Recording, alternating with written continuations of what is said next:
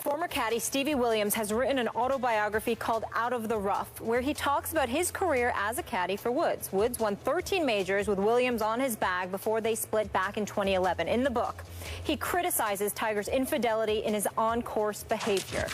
Quote, "One thing that really pissed me off was how he would flippantly toss a club in the general direction of the bag, expecting me to go over and pick it up. I felt uneasy about bending down to pick up his discarded club. It was like I was his slave. The other thing that disgusted me was his habit of spitting at the hole if he missed a putt." Stephen A., what's your reaction? Initially, I wanted to go off about this guy, Steve Williams, because after all, he's a caddy. Let's be clear about that. But then the more I listened, the more I just laughed at how ridiculous this guy is coming across.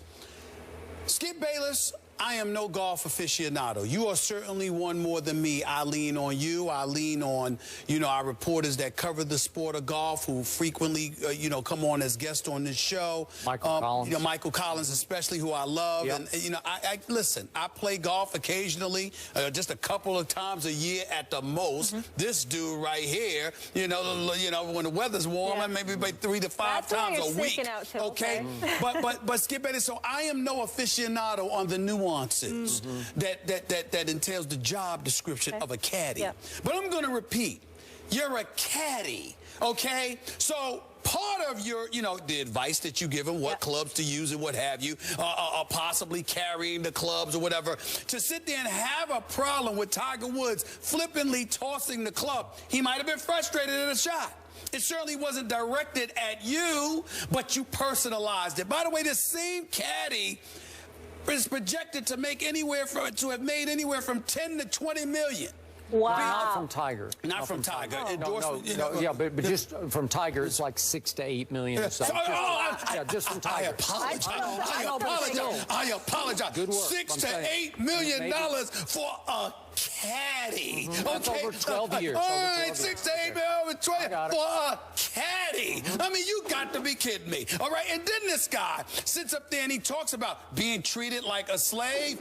We won't go there. I'm not in the mood. I'm just not in the mood. We all know. You know what? It's ridiculous. It's beneath your dignity. That's right. It would be. I'm not going to do it. That's just utterly ridiculous. Just unbelievable that he would say such a thing. But then the part that makes me laugh, and I need help here. Okay. And I'm going to ask Skip, I'm going to confess to you, I need your help. Molly, you feel free to join it because I don't know what to say.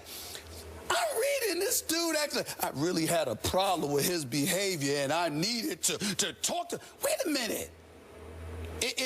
Was he messing with you? Was he messing with your daughter, your relative? What business is it of yours? I'm like, you're a caddy. And you're talking about like you're supposed to be some moral compass for this dude? Who the hell do you think you are? I mean, it's unbelievable to me. So Tiger's sitting there gallivanting around doing whatever it was that he was doing. I can understand you may not liking it. I can understand that it might not be your cup of tea. I can understand that you might not have the level of respect for him for doing it. But how does that affect you as a caddy? He talking about he was upset. I got to explain stuff to my wife and my family. Why? Why?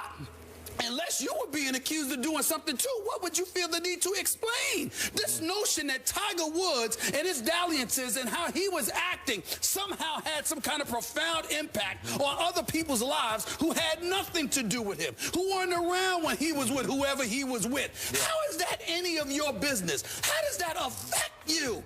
And then to sit up there and to act like, oh my God, my life was so impacted by this stuff. And then to wait years later and write a book. Listen, this guy is just ridiculous to me. I understand Tiger won 13 majors with them. I understand the guy has accomplished a lot as a caddy. But you're a caddy for a reason. Fall the hell back. This is some of the most nonsensical stuff that I've ever read. It was unbelievable to me. It really, really was. Okay, just in fairness, you realize that that a lot of the great players have very close relationships with their caddies, and their caddies are crucial to them in their on-course, almost their psychological management, that the caddy can say or do just the right thing at the right time. It's not that he's giving you exactly the right club. He's convincing you this is the right club, and you are going to hit this close. So I get that you would value. In Tiger's case, I thought Stevie Williams aided him most as a bodyguard because he was so famous. And Stevie Williams was a bad you-know-what. He would jump in the photographers' faces.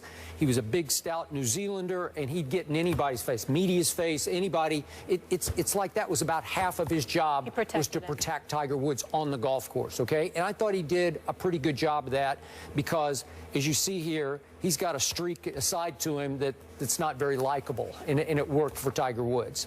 Now, on the slave comment, obviously, when you're being paid $6 to $8 million by the man you're working for, I don't know if that qualifies quite as slavery. It's just such an insult. But remember, ignorant. Okay, look, this guy, he grew up in New Zealand. He went back and he now lives in New Zealand.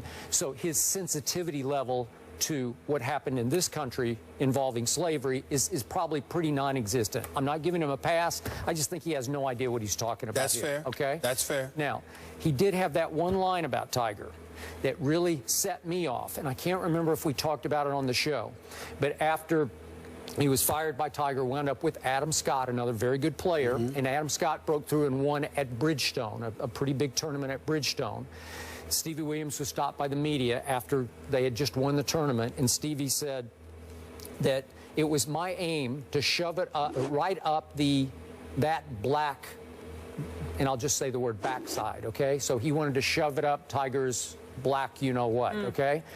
And a lot of people found that to be very racist. I certainly did.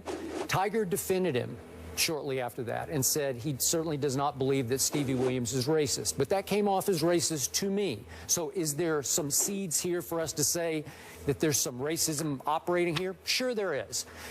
Is it insensitive? I don't know. But to your point, I completely agree with your bottom line, which is Stevie Williams goes on and on about how he was shamed by Tiger's infidelity, that he took it personally because people looked down on him over why didn't you intervene and stop Tiger from having all those affairs. He had no idea. He said, I don't know. And people, you know, he turned my life upside down because people blamed me for what happened. That's absurd. It's absurd. Nobody cares. Nobody cares, Stevie. Listen.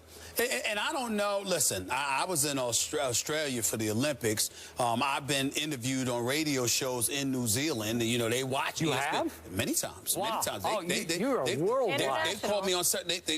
We are. They've called me several times about this show as well. So trust me. I'm dead serious. And let me tell you something right now. I'm not. I under no circumstances. I have no knowledge about the folks whatsoever. But I'm just going to be a man here and tell you this. And I'll tell you this, Miss Molly. Let's be clear.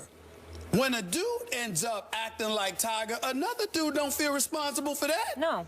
That's your business. That's his business. Now, I mean, you might sit there and say to him, if he's a friend or a family member or whatever, look, man, come here. Yeah. Or if you're his parent, you might be like, I didn't raise you that way, or something like that. You know, if you're a pastor, you might talk to somebody because you're a member of that pastor's congregation. Look, you gotta follow God's laws, etc., etc.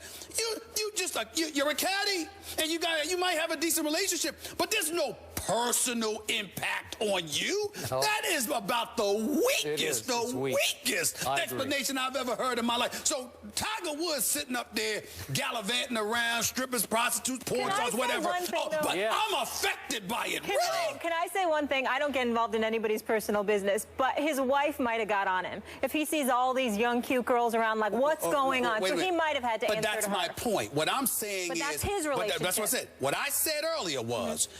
Unless the wife was asking you about you. Okay, fair enough. I'm just saying, don't tell me. Now that's different. Because I understand, even if it ain't a wife, even if it's a girlfriend, if she's asking, you know, he got a lot of women around. You trying to tell me you ain't had, you not doing any of this stuff? Okay, a woman might ask you that question. He didn't associate with Tiger after hours at all. They loved each other at the golf course. But what I'm trying to say is, I am told that there's a lot of women that show up on the golf course, too. So I'm just saying, but my point is, if you're getting asked those questions, charges because of the environment, that's about the only legitimate argument you have. But to sit up there and act like Tiger acting up has somehow impacted you, I mean, you're just pathetic. I think you're $16 million and chill. That is a fall back, so please. He is now writing a book because of one reason and one reason Tiger. only. He worked for Tiger Woods. That's right. Oh. That's right. Money. That's right. Money, money, money. And frankly, I wouldn't mind it if nobody buys this. That's just me. I know I ain't. You're not endorsing it. No, I'm not.